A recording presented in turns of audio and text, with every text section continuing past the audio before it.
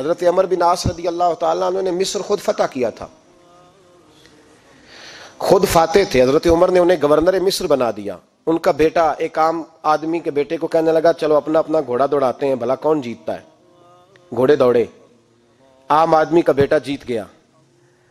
Governor صاحب کے بیٹے نے درہ اٹھایا اور درہ اٹھا کر کے اس جیتنے والے غریب آدمی کی کمر پہ درے مارے.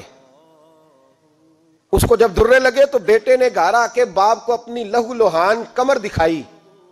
باپ کے دل میں بڑی قدر ہوتی ہے اولاد کی.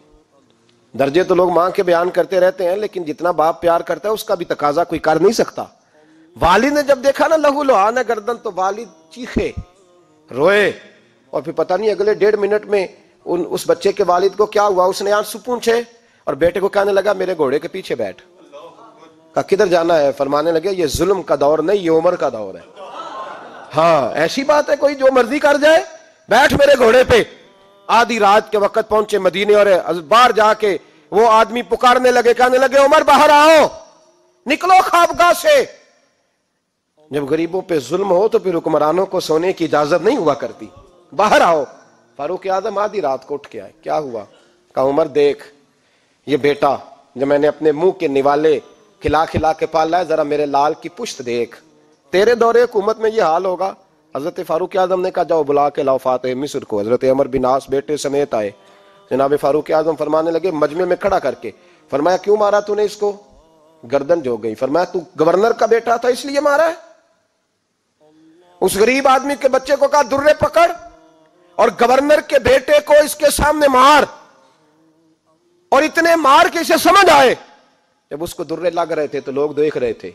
تھوڑی دیر گزری تو حضرت سیدنا عمر فاروق رضی اللہ تعالیٰ عنہ نے فرمایا گورنر مصر کو بھی سزا دو، اس کے کپڑے اتروا کے اسے ٹاٹ کا لباس پہناؤ. لوگ کہنے لگے حضور گورنر صاحب کی کیا غلطی؟ سنو اور یاد رکھنا. حضرت فاروق اعظم کہنے لگے اس بچے کے دل میں بات ڈالی کس نے کہ تو گورنر کا بیٹا ہے؟ کس نے بات ڈالی کہ تو چودھری کا بیٹا اور باقی کمی ہوتے ہیں؟ کس نے سکھایا اسے؟ وہ طاقتیں بھی ہم کچھ لیں گے جو سکھاتی ہیں کہ فلانا بڑا ہے فلانا چھوٹا ہے. فرمایا نا، جب کوئی رسول اللہ کا کلمہ پڑھ لیتے ہیں وہ برابر ہو جایا کرتے ہیں.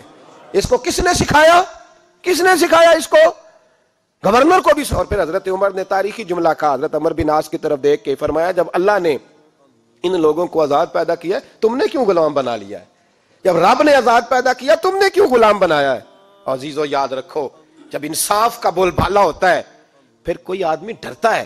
یہاں انصاف نہیں ملتا.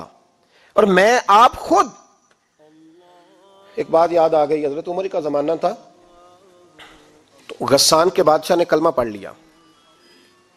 جو لوگ غریب کہلاتے ہیں نا وہ ذرا میری بات پہ زیادہ توجہ کریں. غریبوں کو سنانے لگا ہوں، غریب ذرا توجہ کریں. غسان کے بادشاہ نے اسلام قبول کر لیا اور اسلام قبول کرتے ہی وہ آئے حج کرنے. حج کے بعد فارغ ہوئے تو ایک نفلی طواف کر رہا تھا غسان کا بادشاہ شاہ غسان. آج تو خانہ کعبہ میں بھی وی آئی پی پروٹوکول ملتا ہے، آج تو مسجد نبی میں بھی وی آئی پی پروٹوکول ہوتا ہے. یہاں آ کے بھی، یہاں بھی، اور دیکھتے صحیح تو کھڑا کہاں ہے. یہاں بھی پولیس والوں نے بازو پکڑے. سوچو تو صحیح، یہ حال کر دیا تم نے مذہب کا. طواف کعبہ ہو رہا ہے اور غسان کے بادشاہ نے جبہ پہنا ہوا ہے باریک اور لمبا. وہ طواف کعبہ کر رہا تھا تو ایک غریب آدمی کا پیر اس کے جبے پہ آ گیا. جب پیر آیا تو اس نے پلٹ کے غریب کے منہ پہ تھپڑ مارا. جب تھپڑ مارا تو اس غریب نے سیدنا فاروق اعظم کی عدالت میں مقدمہ کر دیا. کہا بادشاہ نے تھپڑ مارا ہے. حضرت عمر فاروق رضی اللہ تعالیٰ عنہ نے بادشاہ کو بلایا. فرمایا تو نے اس غریب کو مارا ہے؟ کہا جناب اس نے پیر رکھا تھا. تو فرمایا پیر رکھا تھا تو کیا ہو گیا؟ تو نے کیوں لمبا جبہ پہنا تھا؟ تجھے سمٹ کے چلنا چاہیے تھا. کہا میرے لیے حکم کیا ہے؟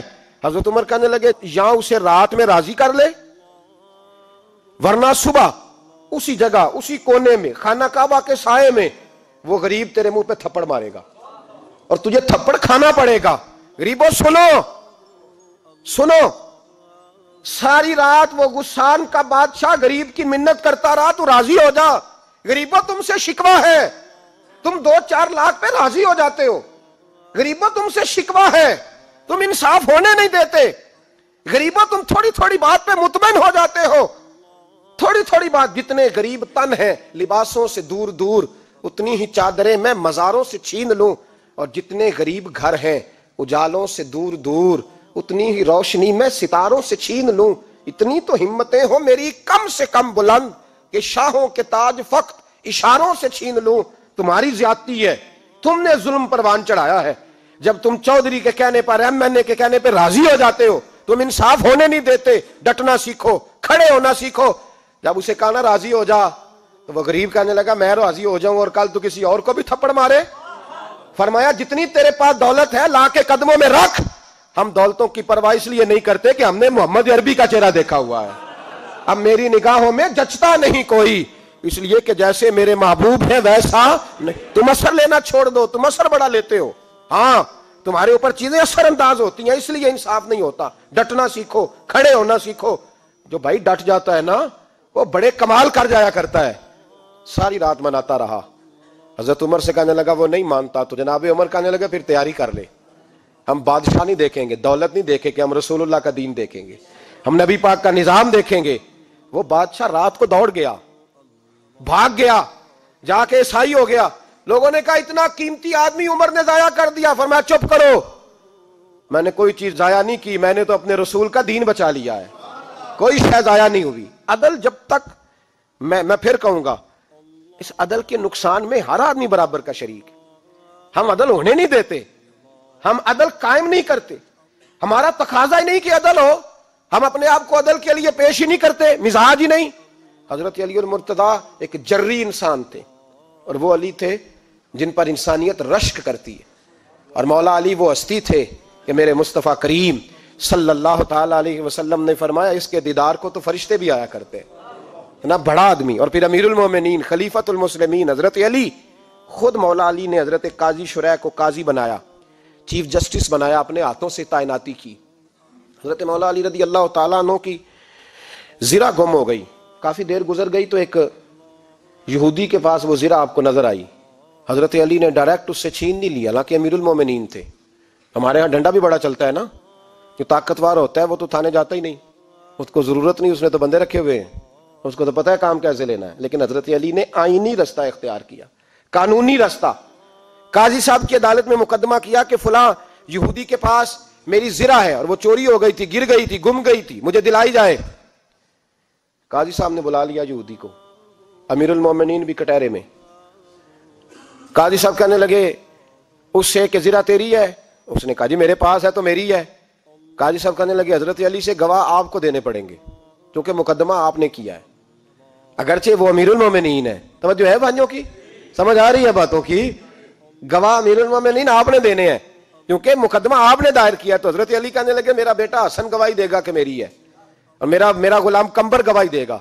قاضی صاحب کہنے لگے حضور ان کی گواہی درست تو ہے پر میں نہیں تسلیم کرتا، اس لیے کہ بیٹے تو باپ کے حق میں بولا ہی کرتے ہیں، نوکر تو آقاؤں کے حق میں بولتے ہی ہیں، جائیں کوئی غیر جانبدار بندہ لے کے آئے جو گواہی دے۔ تو حضرت علی خاموش ہو گئے، کہنے لگے ابھی میرے پاس ایسا کوئی گواہ نہیں۔ قاضی صاحب کہنے لگے چلیں پھر آپ یہودی کو راضی کریں، آپ نے کیوں بلا وجہ گھسیٹا عدالت میں، راضی کریں، انصاف کا تقاضا ہے۔ تو حضرت علی قریب گئے، کہنے لگے بھیا ناراض نہ ہونا، زرہ تو میری ہے، ناراض نہ ہونا، میں نے غلط مقدمہ نہیں کیا، وہ علیحدہ بات ہے کہ میرے پاس گواہ نہیں تو میں کوئی بے انصافی نہیں کر سکتا، تو میرے ساتھ چل تجھے کھجوروں کا حلوہ کھلاتا ہوں تاکہ تو راضی ہو جائے۔ وہ یہودی کہنے لگا میں نے قاضی صاحب کا انصاف دیکھا اور جناب علی کا انصاف کے لیے کھڑا ہونے دیکھا تو میں مولا علی کے قدموں میں بیٹھ گیا۔ میں نے کہا علی جب تیری یہ شان ہے تو محمد عربی کا کیا مقام ہوگا؟ میں نے کلمہ پڑھنا شروع کر دیا۔ دیکھیں نا تقاضا پورا کیا ہے حضرت علی نے۔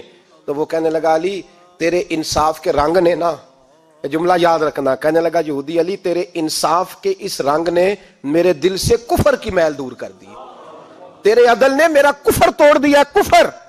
لیکن شرط دیکھیں نا، غریب آدمی ابو ایوب انصاری، ماڑے بندے، اب تو پیر اور مولوی بھی گنجائش نہیں نہ دیتا کسی کو بولنے کی، تو سیاست دان تو اللہ ہی کی پناہ، وہ تو پتہ نہیں کس طرح سوتے ہیں رات کو، اللہ ہی جانتا ہے، پتہ نہیں کس طرح اپنے آپ کو مطمئن کر کے وہ زندگیاں گزار رہے ہیں، خدا ہی بہتر جانتا ہے۔ حضرت عمر فاروق جیسا دلیر اور جرری آدمی جمعہ پڑھانے مسجد میں داخل ہوئے تو جناب ابو ایوب انصاری دروازے پہ کھڑے ہو گئے، کہنے لگے عمر تیرے نوکر نہیں، ٹائم پہ آیا کر، بڑی دیر سے کھڑے ہیں۔ کیوں دیر سے آیا ہے؟ بڑے جلالی تھے نا حضرت عمر، لیکن وہ جلالی اس وقت تھے جب کوئی ظلم کرتا تھا، اور ذات کے لیے جلالی نہیں تھے۔ کہا وقت پہ آیا کر، کوئی ملازم نہیں تیرے، تو سیدنا فاروق اعظم منبر پہ چڑھے اور فرمانے لگے اللہ ابو ایوب انصاری کا بھلا کرے، جب تک اس طرح کے لوگ موجود ہیں کوئی بادشاہ بگڑے گا نہیں، اللہ اس کا بھلا کرے، اس نے میری توجہ صحیح۔ اور پھر عمر رو پڑے، رو کے فرمانے لگے مسلمانوں معاف کر دو، غلطی کوئی نہیں، میرے پاس کرتا ایک ہی ہے، اور عبداللہ کی ماں نے وہ دھو کے خشک ہونے کو ڈال دیا تھا، غریب ہوں، کرتا دوسرا کوئی نہیں، تو وہ ذرا نا خشک ہونے میں آ کے دیکھ لو ابھی بھی گیلا ہے، مجھے معاف کر دو، میری غلطی نہیں ہے۔ صحابہ درد کے ساتھ رونے لگے اور کہنے لگے اللہ اس طرح کے حکمران ہمیشہ عطا کرتا رہے۔ میرے بھائی تو انصاف کا رنگ تو دے، ان تقاضوں کو سمجھنا۔ یہاں کسی کی جرت ہے بول سکے، طاقت ہے کسی کی، لیکن انہوں نے اپنے آپ کو پیش کیا، سامنے پیش کیا اپنے آپ لوگوں کے سامنے۔ دو مال غنیمت کی چادریں بانٹ رہی ہیں، سب کو ایک ایک ملی ہے۔ فاروق اعظم جمعہ پڑھانے آئے تو اسی چادر کا کرتا، اسی کی تامت، لوگ کھڑے ہو گئے، عمر بتا تو نے دو کیوں لی؟ یہ انصاف ہے؟ یہ عدل ہے؟ کیوں لی دو؟ تو حضرت عمر کہنے لگے میرا بیٹا جواب دے گا۔ عبداللہ بن عمر بولے، کہنے لگے ابا جی کے کپڑے بڑے پرانے ہو گئے تھے، میں نے اپنے حصے کی بھی اپنے ابا جی کو دے دی ہے۔ دیکھیں نا یہ انصاف میرے نبی پاک نے کیا ہے، صحابہ نے سیکھا ہے۔ میں اور آپ تیار نہیں، ہم تیار نہیں انصاف کے لیے، ہمارا مزاج نہیں انصاف کا، ہمیں خود بہت سارا آگے پیش ہو کے رنگ دکھانا پڑے گا، اس کے لیے ہماری تیاری نہیں، اس لیے ہم حکمرانوں کو گالی دے کے چپ کر جاتے ہیں، اس لیے ہم وکیلوں کے کہتے ہیں بکتے بڑا ہیں، جج بکتے، یہ باتیں کر کے ہم خاموش ہیں، ہم پیش نہیں کر پا رہے، ابھی تک ہم اپنے آپ کو کھڑا نہیں کر پا رہے کہ ہم سے مطالبہ کرو انصاف کا، کھڑا نہیں۔ حضرت سیدنا علی المرتضیٰ شیر خدا رضی اللہ تعالیٰ عنہ فرماتے ہیں بدر کے لیے جب جا رہے تھے تو سواری ایک تھی، سوار تین تھے، ایک سواری اور سوار تین۔ فرماتے ہیں نبی پاک صلی اللہ علیہ وسلم نے فرمایا تین کٹھے نہ بیٹھنا، دو بیٹھیں، سواریوں کو تکلیف ہوتی ہے، قربان جاؤں کیسا رسول دیا ہے جو جانوروں کے حقوق کا بھی خیال فرماتے ہیں صلی اللہ علیہ وسلم۔ فرمایا دو بیٹھیں۔ حضرت علی کہتے ہیں پہلے میں اور نبی پاک صلی اللہ علیہ وسلم بیٹھے، اور تیسرے ہمارے ساتھ ابو درداء رضی اللہ تعالیٰ عنہ۔ فرماتے ہیں جا رہے تھے بدر کے لیے، پہلے میں اور حضور بیٹھے، پھر نبی پاک اور ابو درداء بیٹھے۔ فرماتے ہیں پھر نمبر لگ گیا میرا اور ابو درداء کا، اور مصطفیٰ نے گھوڑے کی لگام تھامی تو حضرت ابو درداء تڑپ اٹھے، کہنے لگے علی نہ طبیعت مانتی ہے، نہ ادب مانتا ہے، نہ عشق مانتا ہے، تو اس طرح کر، میں تو چھوٹا ہوں، آپ کہیے رسول پاک سے، آپ ہر لحاظ سے بڑے ہیں، آپ عرض کیجئے کہ حضور نہ ادب مانتا ہے، نہ عشق مانتا ہے، نہ پیار مانتا ہے، نہ تقاضا ہے، مہربانی کرے آ جائیں۔ حضرت علی ہاتھ باندھ کے عرض کرنے لگے محبوبہ ٹھیک ہے باری آپ کی پیدل چلنے کی ہے، پر مہربانی کریں، ادب پیار اور محبت مجبور کر رہی ہے۔ تو حضور نے فرمایا علی چپ کر، میں عدل نہیں کروں گا تو لوگ عدل سیکھیں گے کیسے؟ اگر میں عدل نہیں کروں گا تو قوم سیکھے گی کیسے؟ مجھے عدل کرنے دے، انصاف کرنے دے، فرمایا چلنے دے مجھے پیدل، کچھ نہیں ہوتا۔ تقاضا عدل جب تک پورا نہیں ہوتا، آپ یقین کریں میرے صاحب کہا کرتے تھے میں عدالت کو عدالت نہیں کہتا، کچہری کہتا ہوں، اس لیے کہ عدالت وہ ہوتی ہے جہاں عدل ہوتا ہے۔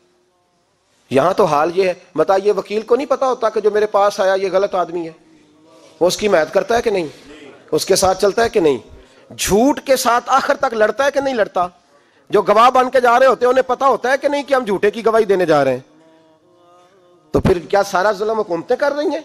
معاشرہ بھی تو اپنی ترتیب بدلے نا، لوگ بھی تو اپنا رنگ بدلے نا، لوگ بھی تو طبیعت بدلے نا۔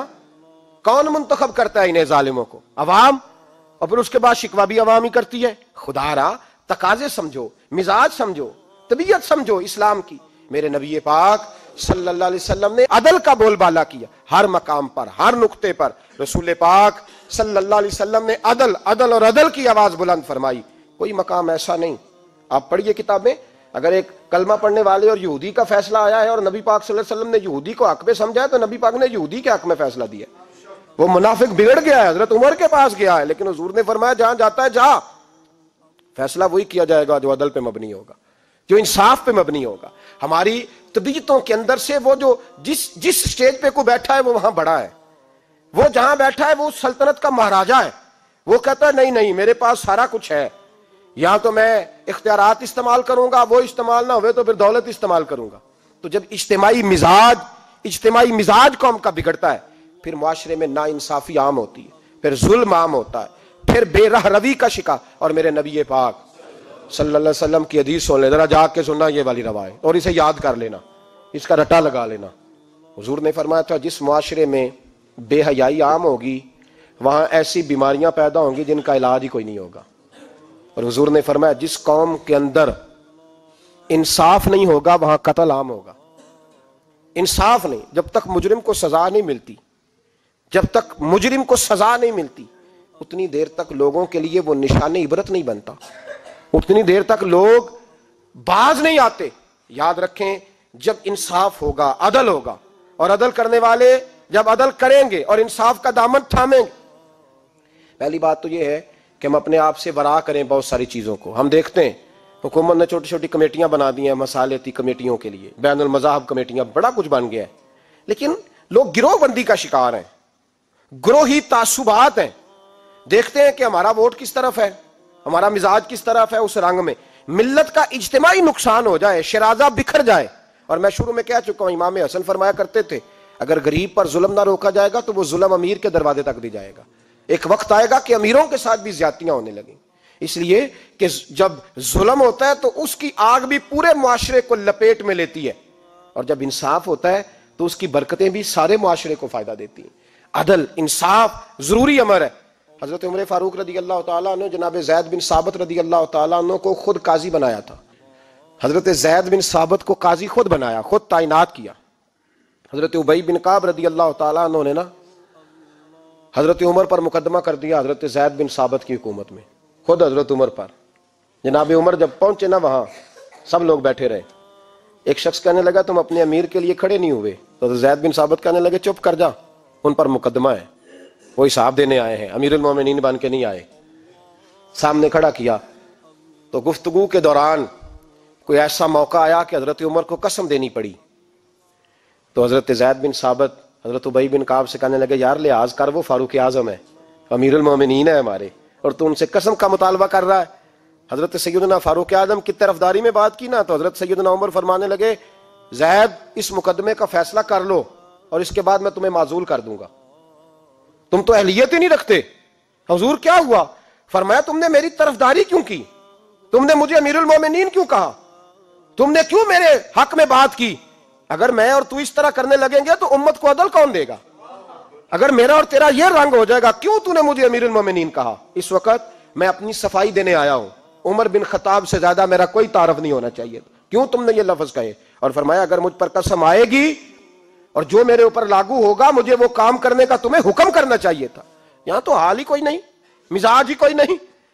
ہماری قوم بڑی سمجھدار ہے، حکمران بھی بڑے سمجھدار ہیں. ممتاز حسین قادری رحمۃ اللہ علیہ کو پھانسی ہوئی تو لوگ کہنے لگے مولوی شدائی ہو گئے. فیصلہ تھا عدالت کا تو ماننا چاہیے تھا. ایک فیصلہ ایک پیپلز پارٹی کے سابقہ صدر کے بارے میں بھی عدالت نے دیا تھا، اور پھر آپ کی پارلیمنٹ نے اس فیصلے کو کنڈم کیا، مذمت کی، اور اٹھ کے کہا گیا کہ ہم مذمت کرتے ہیں، فیصلہ غلط تھا. جب حضرت ممتاز قادری کے حق میں فیصلہ آئے تو اس وقت لوگ بولتے ہیں، کہتے ہیں دیکھو جناب عدالت کا فیصلہ ہے اور مولوی کہہ رہے پھانسی نہ دو.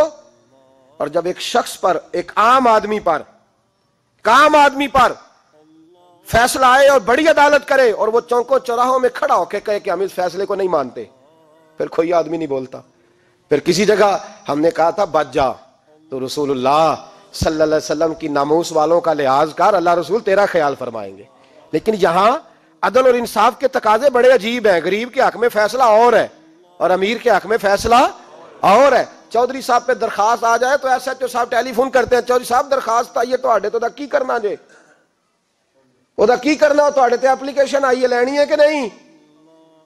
اور اگر غریب آدمی بیچارہ ریڑھی والا 4 بیٹیوں کا باپ ہے اور نہ وہ گدھا گاڑی پہ بیچتا ہے فروٹ، تو غلط کراسنگ کی وجہ سے مقدمہ ہو گیا ہے، تو چودھری کو ساتھ لے کے وہ گیا ہے، چونکہ 4 بیٹیاں نا، اور کل اس کی ملکیت وہی 5,000 تھا جس کا اس نے فروٹ خریدا تھا. چودھری بھی کرسی پہ، ایس ایچ او بھی کرسی پہ، اور غریب آدمی زمین پہ بیٹھا ہے، اور ایک ایک زبان سے 32 گالیاں اسے دی جا رہی ہیں. وہ کہتے ہیں چودھری صاحب تہاڈی مہربانی، میں تو شامی گھر جانا ہے تو میری تیاں روٹی کھانی، مہربانی کرو میرا سامان واپس کر دو، مہربانی کرو خدا را میرا سامان دے دو. او یار ظلم یہ ہے کہ یہاں امیر کے لیے قانون اور ہے اور غریب کے لیے قانون اور ہے. اس وقت پھر ظلم ہوتا ہے، پھر زیادتی ہوتی ہے، پھر ملتیں نہیں بنتی، پھر اس سے ڈاکو پروان چڑھتے ہیں. اس سے پھر ظالم پروان چڑھتے ہیں. اپنے آپ کو پیش کرو. یاد رکھو میرے نبی پاک صلی اللہ علیہ وسلم نے فرمایا ظلم قیامت کے اندھیروں میں سے ایک اندھیرا ہوگا. ظالموں کو قیامت کے دن ٹھوکریں لگیں گی, رستہ نہیں ملے گا. اپنے آپ کو پیش کریں, چھوٹی سی بھی زیادتی, چھوٹا سا بھی ظلم نہ ہونے پائے. انصاف کے تقاضے پورے ہونے چاہیے. نبی پاک صلی اللہ تعالی علیہ وسلم نے جو امت ہمیں بنایا ہے تو اس امت میں انصاف کا بول بالا ہے. کوئی آدمی انصاف سے بالا تر نہیں. بہت بڑی بات کرنے لگا ہوں. امام ابو نعیم نے لکھا ہے خود رسول پاک نے اپنی ذات کو انصاف کے لیے پیش کیا. اس بات کو میں جب کبھی سوچتا ہوں نا تو لگتا ہے کہ روح پرواز کر رہی ہے اور پتہ نہیں کہاں کہاں سے ہو آئی ہے. انصاف کا بول بالا ایسے نہیں ہوتا. حضرت فاروق اعظم اور مولا علی اور عثمان غنی اور ابو بکر صدیق اور سیدنا قاضی شرح جیسے لوگ ایسے ہی تیار نہیں ہوتے. ان کے پیچھے جو میرے رسول پاک صلی اللہ علیہ وسلم کا مزاج ہے اس کو سمجھیں, غور کریں. میں جب اس پہلو کو دیکھتا ہوں نا, آپ یقین کریں یہ روایت میں کبھی کبھی پڑھتا ہوں اور کبھی کبھی اس کو بیان کرتا ہوں تو میں کھو جاتا ہوں بہت ساری جگہوں پہ. پتہ نہیں کہاں کہاں کا سفر طے ہو جاتا ہے. حضرت عکاشہ بن محصن رضی اللہ تعالیٰ عنہ فرماتے ہیں کہ نبی پاک صلی اللہ علیہ وسلم کے وصال سے 2-3 دن پہلے کی بات, محبوب پاک صلی اللہ علیہ وسلم نے فرمایا سب لوگوں کو مسجد نبوی میں اکٹھا کرو. اکٹھا کیا. جب کوئی نئی آیت آتی تھی یا کوئی جنگ کی تیاری ہوتی تھی تو لوگ اکٹھے کیے جاتے تھے. سب کو اکٹھا کیا. کہتے ہیں جب حضور کا حجرہ نور کھلا تو 2 آدمی بظاہر حضور کو سہارا دے کے لائے. اتنی بخار اور کمزوری ہے. حضور منبر پہ بیٹھے اور جب نبی پاک بات کرتے ہیں تو ہاتھ مبارک پہ بظاہر راشا ہے, کانپتے ہیں دست اقدس. محبوب نے مجمع پہ نظر ڈالی, فرمایا تمہیں کسی نئے حکم کے لیے نہیں بلایا, بس اللہ نے اپنے ایک بندے کو اجازت دی, چاہے تو دنیا میں رہے اور چاہے تو اس کی بارگاہ میں حاضر ہو جائے. اس بندے نے پردے کا فیصلہ کیا ہے. میں نے تمہارے بیچ وقت گزارا ہے, تمہارے ساتھ رہا ہوں. حضور فرمانے لگے میری زبان سے, میرے قول سے, میرے فعل سے غلاموں کسی کو تکلیف پہنچی ہو تو بدلہ لے سکتا ہے. یہ نہیں فرمایا معاف کر دو, اٹھو اور بدلہ لو. حقیقی جمہوریت تھی نا. حضرت عکاشہ بن محصن پیچھے سے کھڑے ہو گئے, بوڑھے آدمی, کہنے لگے حضور ایک جنگ میں صفیں سیدھی کراتے کراتے میری ننگی پشت پہ درہ مارا تھا آپ نے, بدلہ لینا ہے. عجیب ہی منظر بن گیا مسجد نبی کا. آنسو بہنے لگے, لوگ تڑپنے لگے. محبوب نے فرمایا بلال جاؤ, فاطمہ کے گھر میں درہ پڑا ہے, لے آؤ. حضرت بلال کہتے ہیں سیدہ کے دروازے پہ دستک دی. اماں جی نے کہا کون؟ اماں جی میں غلام بلال ہوں, وہ درہ چاہیے تھا. تو سیدہ کہنے لگی نہ تو جنگ ہے نہ جہاد ہے, حضور نے درہ کیا کرنا ہے, طبیعت مبارک تو علیل ہے. بلال ماجرا کیا ہے؟ حضرت بلال رو پڑے, کہنے لگے ایک صحابی بدلہ لینا چاہتے ہیں. حضرت فاطمہ نے امام حسن اور حسین کو باہر نکالا, درہ دیا. کہنے لگی بلال عکاشہ سے کہنا میرے بیٹوں کے وجود پہ 100 درے مارے. انہوں نے فاطمہ کا دودھ پیا, سی کوئی نہیں کریں گے, لیکن حضور تک کوئی نہ جائے, اور میں نے ویسے بھی حضور پر قربان کرنے کے لیے پیدا کیے. سیدنا بلال حبشی رضی اللہ تعالیٰ عنہ فرماتے ہیں میں روتا ہوا درہ لیا, شہزادے لیے, اور میں جب حاضر خدمت ہوا نا حضور کے دروازے پہ داخل ہوا, محبوب پاک صلی اللہ علیہ وسلم نے امام حسن اور حسین کو دیکھا تو حضور رو پڑے, فرمانے لگے انہیں بٹھا دو, مجھے پتا ہے فاطمہ نے کیا کہہ کے بھیجا, بٹھاؤ. شہزادے بیٹھ گئے. میرے محبوب پاک علیہ السلام نے فرمایا عکاشہ کو درہ دو. حضرت عکاشہ کہتے میں درہ لے کے آگے بڑھا تو کسی نے میرا پیر تھاما. جب میں نے نیچے دیکھا تو ابو بکر صدیق تھے. کہنے لگے یار میری کمر پہ مار, حضور کے قریب نہ جانا. نبی پاک نے فرمایا صدیق ہٹ جا یار بیچ میں سے آنے دے. کہتے میں ذرا آگے بڑھا تو مولا علی شیر خدا نے میرا پیر تھاما. عکاشہ نہ کر, میں نے کہا آنے دو. محبوب فرمانے لگے علی ہٹ جاؤ, اسے آنے دو. حضرت علی شیر خدا بھی ہٹ گئے. جناب عکاشہ قریب آئے, کہا حضور ذرا کمر سے کپڑا تو ہٹائیں, میری پشت اس وقت بغیر کپڑے کی تھی. محبوب نے کپڑا ہٹایا اور جناب عکاشہ نے درہ جو اٹھایا تو صحابہ کی چیخیں نکل گئی, رونے لگے, اور نہ کرنا یار نہ کرنا. جناب عکاشہ نے درہ دور پھینکا اور حضور کے وجود کو چومنے لگے. کہنے لگے کس نے درہ مارنا تھا, میں تو جاتے جاتے حضور کا بوسہ لے کے اپنے لیے جنت اکٹھی کرنے جا رہا تھا. میرے محبوب پاک صلی اللہ علیہ وسلم نے فرمایا جس نے جنتی دیکھنا ہو میرا عکاشہ دیکھے. امت کو درس دیا, امت کو درس دیا. پیش کر اپنے آپ کو انصاف کے لیے, آگے بڑھ, پیش کر اپنے آپ کو انصاف کے لیے اور کھڑا ہو جا عدل کے لیے. ان اللہ یأمر بالعدل والاحسان, اللہ تمہیں حکم دیتا ہے عدل کا. میرے مصطفیٰ کریم صلی اللہ علیہ وسلم نے خود, حالانکہ وہ درہ جو محبوب پاک صلی اللہ علیہ وسلم نے ان کو مارا وہ عمدن نہیں تھا, وہ تو صفیں سیدھی ہو رہی تھی, کہا تم بھی آگے ہو جاؤ، تم پیچھے ہو جاؤ، روٹین ہوتی تھی۔ بھائی میرے محبوب صلی اللہ علیہ وسلم یہ پیغام دے کے گئے ہیں امت کو، عدل کا دامن تھام، انصاف سے زندگی گزار، انصاف کے ساتھ وقت گزار۔ اور اگر تو انصاف نہیں کر، محمود غزنوی بیٹھے ہیں، ایک بندہ تڑپتا اور روتا ہوا آ گیا، روتا ہوا، کہا کیا ہوا؟ کہنے لگا حضور میں غریب ہوں۔ اور ایک بات اس طرح بھی ملتی ہے کہ عورت تھی اور بی بی آ کے کہنے لگی حضور میں غریب نہیں ہوں، 3-4 بیٹیوں کی ماں ہوں، خامد فوت ہو گیا، شاہی خاندان کا ایک نوجوان میرے گھر آتا ہے اور میری بیٹیوں کے ساتھ ظلم کرتا ہے، مہربانی ہو جائے۔ محمود غزنوی کہنے لگے تو جا، سپاہیوں سے کہنے لگے بی بی دوبارہ آئے تو میں سویا ہوا بھی ہو تو مجھے اٹھا لینا۔ کہا جیسے ہی وہ تمہارے گھر میں آئے مجھے بتانا۔ بی بی کہتی ہے تیسرے دن میں دوبارہ گئی، دروازے شاہی پہ دستک دی تو محمود فوراً نکلے، لباس پہنا جنگ کا، نیزہ، تلوار، تیر، کمان، گھوڑے پہ بیٹھے میرے ساتھ چلے، اور کہتے ہیں جب اندر داخل ہوئے تو وہ نوجوان گھر کے اندر تھا۔ محمود غزنوی نے اندر جاتے ہی کہا جلدی سے چراغ بند کرو، دیا گل کر دیا، چراغ بند کر دیا، اور محمود نے 2 وار کی اور نوجوان کی گردن اڑا دی۔ جب قتل ہو گیا تو محمود نے کہا پانی لاؤ، اور بی بی کہتی ہے میں پانی لائی، 1 پیالہ، 2 پیالے، 3 پیالے، 5 پیالے پی گئے محمود پانی کے، پیتے ہی جا رہے۔ میں نے کہا بادشاہ کیا ہوا؟ تو محمود رونے لگا، کہنے لگا تجھے انصاف مل گیا نا؟ کہا مل گیا۔ تو محمود کہنے لگے یہ میری سگی بہن کا بیٹا تھا اور میری بیوہ بہن کا اکیلا بیٹا تھا۔ جب تو میرے گھر آئی کہ شاہی خاندان کا نوجوان آتا ہے تو میں نے تحقیق کی تو مجھے پتا چلا کہ وہ تو میرا اپنا بھانجا ہے۔ میں نے قسم کھائی تھی کہ جب تک تجھے انصاف نہیں ملے گا میں پانی نہیں پیوں گا، پانی نہیں پیوں گا۔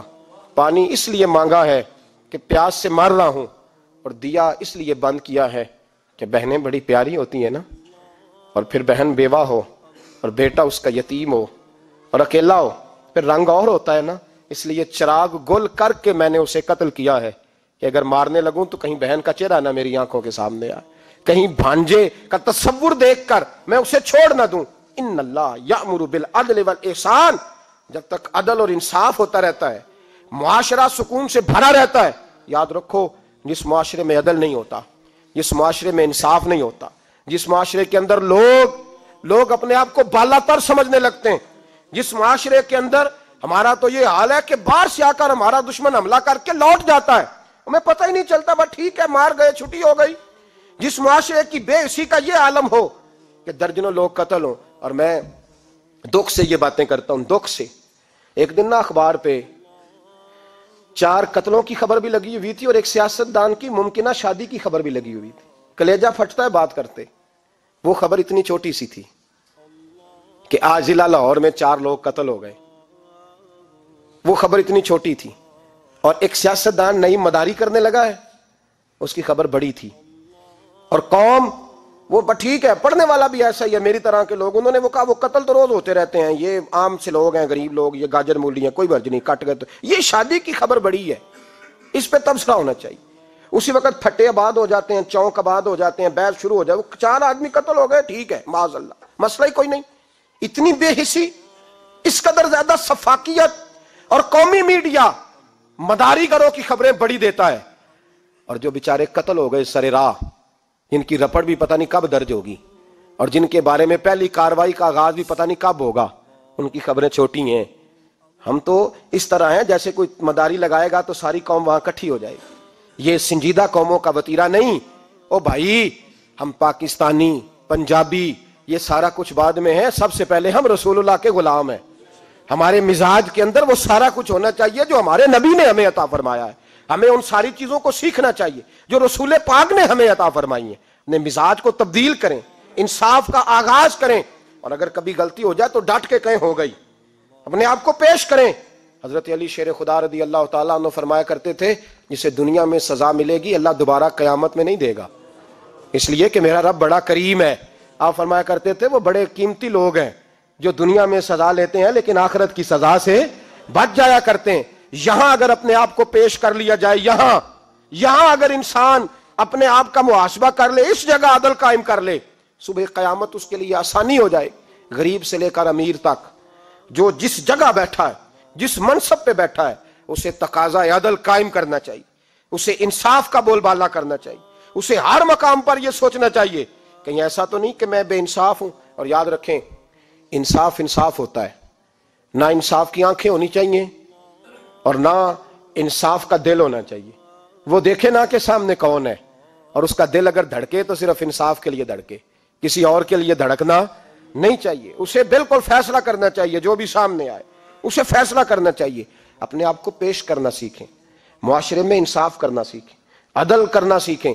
ہمارے ہاں انفرادی سطح پہ جب شروع ہوگا یہ کام، انفرادی سطح پہ، پھر وہ اجتماعی، آپ یقین کریں لوگ گفتگو کی حد تک بھی انصاف نہیں کرتے۔ کوئی آدمی اگر صحیح کہہ رہا ہے نا بات، لیکن ہمارے مفادات کو ٹھیس پہنچ رہی ہے تو اس کی مخالفت کرنا ہم ضروری سمجھتے ہیں، کہتے ہیں بات صحیح کر رہا ہے، پر چونکہ میرے مفادات کی نہیں، لہذا میں اس کو اس بات میں آگے بڑھنے کی اجازت نہیں دوں گا۔ 2-4 دن پہلے ایک صاحب مجھے سمجھانے لگے، کہنے لگے معاملات تھوڑے آگے بڑھ رہے ہیں، اب تو چیزیں بڑی ساری صحیح ہو گئی ہیں، علماء کو نرمی کرنی چاہیے۔ اور میں نے کہا کس بات کی نرمی؟ ہماری آواز تو اتنی مؤثر ہے ہی نہیں، ہم نے تو کبھی دعویٰ ہی نہیں کیا کہ ہماری وجہ سے بڑا انقلاب آ رہا ہے۔ اگر کونوں میں بیٹھ کے مسجدوں میں رسول اللہ کے نام کی دعائی دیتے تو اتنا تو موقع دو نا، ہمیں کم از کم اتنا تو کرنے دو۔ اور وگرنہ اگر ہم سے پوچھو تو مرحوم کہہ گئے تھے جتنے غریب گھر ہیں اجالوں سے دور دور، اتنی ہی روشنی میں چراغوں سے چھین لوں، اور جتنے غریب تن ہیں لباسوں سے بے نیاز، اتنی ہی چادریں میں مزاروں سے چھین لوں۔ اتنی تو ہمتیں ہوں میری کم سے کم بلند کہ شاہوں کے تاج فقط اشاروں سے چھین لوں۔ عدل رہے گا تو امن رہے گا، عدل رہے گا تو سکون رہے گا، عدل رہے گا تو معاشرہ بنے گا، اور انسان رہیں گے۔ اور اگر بے انصافی ہوگی تو بھیڑیے پلیں گے، درندے پلیں گے۔ یاد رکھنا انسانوں کی بستی اس وقت تک قائم رہتی ہے جب تک اس میں انصاف رہتا ہے، اور جب انصاف رخصت ہوتا ہے پھر بھیڑیوں کا راج ہوتا ہے۔ اگر چاہتے ہو کہ دنیا میں انسان رہے پھر انصاف کرنا پڑے گا، اور اگر بھیڑیوں کو موقع دینا ہے تو ٹھیک ہے، پھر کسی طرف نہ دیکھیں، اپنے آپ کو سجائیں سنواریں، دل کو روشن کریں، ادھر بڑھیں جدھر انصاف زیادہ ہے۔ اللہ اپنے محبوب کی سچی غلامی عطا فرمائے۔ آخر دعوانا الحمدللہ۔